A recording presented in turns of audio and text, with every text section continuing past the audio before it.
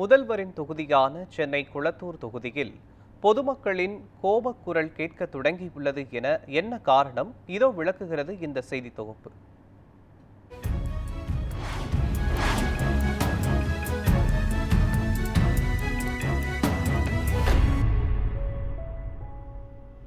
Chennai Kolathur CM தொகுதியில் தற்போது இருக்கக்கூடிய இந்த கண்ணகி நகர் மற்றும் இந்த லட்சுமி நகர் ஆகிய இந்த தெருக்களில் இருக்கக்கூடிய வீடுகள் ஏரி இடங்கள் கட்டியுள்ளதாக அரசாங்கம் தரப்பிலிருந்து சென்னை மாநகராட்சி அதிகாரிகள் போலீசார் குவிக்கப்பட்டு தற்போது வீடுகளை இடிக்கப்பட்டுள்ளன.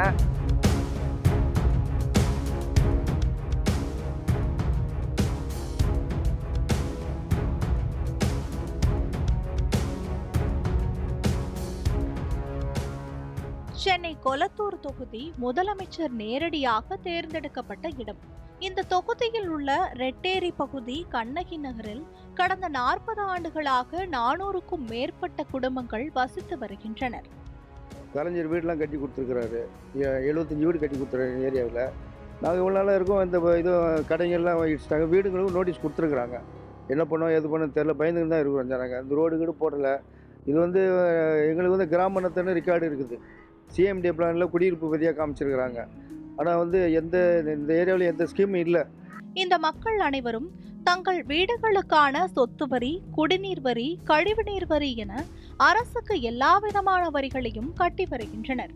ஆனால் மிக முக்கியமான விஷயம், இதுவரை அந்த வீடுகளுக்கு அரசு பட்டா வழங்கப்படவில்லை என்பது மக்களின் பெரும் குறையாக இருக்கின்றது. எங்களுக்கு இந்த ரோடு வசதி இல்லை, லைட்டு அவ்வளோ சரியாக வரல, வீடுங்க இடிச்சிடுறாங்க. இது எதுக்காக இடிக்கிறாங்க எங்களுக்கு தெரிய மாட்டுது. எங்களுக்கு நாங்கள் 40 வருஷமாக இருக்கிறோம் இந்த இடத்துல. இது ஒரு முடிவு எடுக்க மாட்டாங்க. என்னன்னு நாங்களும் வந்து கேட்டுன்னு இருக்கோம், வீட்டுக்கு போயின்னு இருக்கோம்.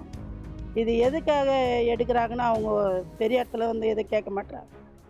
அந்த நிலம் பல ஆண்டுகளுக்கு முன்பாக டாக்டர் கலைஞர் சமூக நலனை கருத்தில் கொண்டு மக்களுக்கு வழங்கிய இடம். ஆனால் அந்த நன்னெறி நடவடிக்கைக்கு தொடர்ந்து அரசு உரிய அங்கீகாரம் அளிக்கவில்லை என குற்றச்சாட்டு எழுந்துள்ளது. எங்களுக்கு எல்லாம் ப்ரூஃப்மே இருக்குது. நத்தம் புறம்போக்குன்னு கொடுத்துருக்காங்க, கிராம நத்தத்துலேருந்து எல்லாமே கொடுத்துருக்காங்க. ஆனால் திடீர்னு இடிக்கணும்னு சொல்கிறாங்க. அதெல்லாம் கொஞ்சம் எல்லாம் ப்ரூஃப்மே இருக்கும், ஏரின்றாங்க. ஆனால் எங்களுக்கு நாங்கள் ப்ரூஃப்லாம் வச்சுருக்கோம், நத்தம் புறம்போக்கு எல்லாமே நாங்கள் வச்சுருக்கோம். அதெல்லாம் கொஞ்சம் பார்த்து எங்களுக்கு பட்டா பண்ணி கொடுத்தா நல்லாயிருக்கும். பட்டாவில் தெருவில் சாலை வசதி எல்லாமே இருக்குது. ஏன்னா கவர்மெண்ட்லேருந்து அப்போவே முன்னாடி நான் எனக்கு ஏஜ் இருக்கும் போதில் சின்ன வயசுலேருந்தே எங்களுக்கு கட்டி கொடுத்த வீட்டில் இருக்குது, கவர்மெண்ட்டில் கட்டி கொடுத்த வீட்டில் இங்கே இருக்குது எங்களுக்கு. ஸோ அதனால் எங்களுக்கு வீடு வசதி, இந்த ட்ரைனேஜ் வசதி எல்லாம் பண்ணி கொடுத்தா கொஞ்சம் நல்லாயிருக்கும்னு பார்க்குறேன்.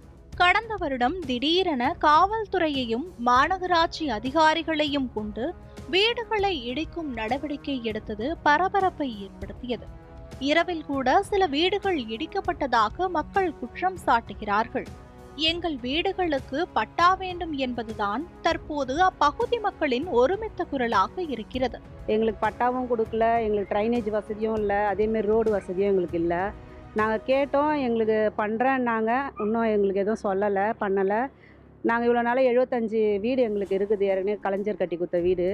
அதனால் வீடு உங்களுக்கு மாற்று இடம் கொடுக்குறோன்னு சொல்லி எங்களுக்கு சொல்லிட்டு போயிருக்காங்க. உங்களுக்கு மாற்று இடம் கொடுத்துட்டு உங்கள் வீடை இது பண்ணுறோன்னு சொல்லிட்டு போயிருக்காங்க. இங்கேருந்து தான் எங்களோட வாழ்வாதாரம் எல்லாமே இங்கே தான் இருக்குது. அவங்கவுங்க கடை போட்டுன்னு இங்கே தான் பிழைக்கிறோம், இங்கே தான் எல்லாமே இருக்குது. எங்கள் வாழ்வாதாரமே இங்கே தான் இருக்குது. எங்களுக்கு இங்கே ஒதுக்கி விட்டாலே போதும் சார், இருக்கிற வீடு வரை. விரைந்து பட்டா கொடுக்கவில்லை எனில் தேர்தல் நேரத்தில் ஓட்டு கேட்டு கொளத்தூர் பகுதிக்கு யாரும் வரக்கூடாது என ஆதங்கத்தையும் பொதுமக்கள் வெளிப்படுத்துகின்றனர்.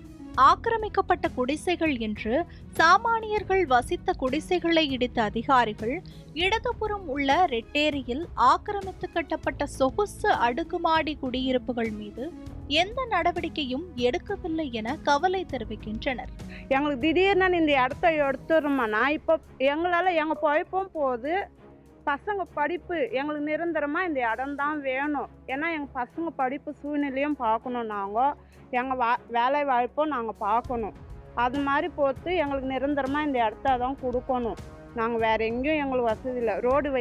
ரோடு வசதி பண்ணணும், கொசு தொல்லை காவா ரெடி பண்ணி தரணும், தண்ணி வருது, வேறு எந்த ப்ராப்ளமும் இல்லை. எங்களுக்கு நிரந்தரமாக இந்த இடத்த கொடுத்து ரோடும் காவாவும் ரெடி பண்ணி தரணும் சார். வேறு எதுவும் இல்லை எங்களுக்கு. குடிசைகளுக்கு பட்டா கேட்கும் அதிகாரிகள் சொகுசு அடுக்குமாடி குடியிருப்புகளுக்கு மட்டும் எப்படி பட்டா வழங்கியது என்ற மக்களின் கேள்வியை தவிர்க்க முடியவில்லை. 40 ஆண்டுகளுக்கும் மேலாக இங்கு வசித்து வரும் மக்களை அகற்றிவிட்டு அடுக்குமாடிகளுக்கு மட்டும் அங்கீகாரம் கொடுப்பதாக கூறும் மக்கள் தங்களின் துயரத்தை கேட்க கூட ஆளில்லை எனவும், இதுவரை எந்த ஒரு மக்களாட்சிக்கான பிரதிநிதிகளோ கவுன்சிலரோ கூட வரவில்லை என்பது வருத்தமளிப்பதாக கூறுகின்றனர். நியூஸ் 7 தமிழ் செய்திகளுக்காக செய்தியாளர் ரஃபீக்.